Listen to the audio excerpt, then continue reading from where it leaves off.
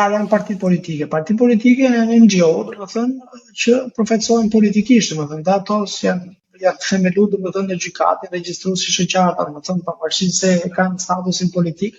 Madje në dallim ndoshta nga partitë politike ne kemi pasur edhe një rregullore dhe një statut. Partia Demokratike i ka këto probleme që i ka sot sepse i mungon një rregullore e brendshme në 30 vite aktivitet.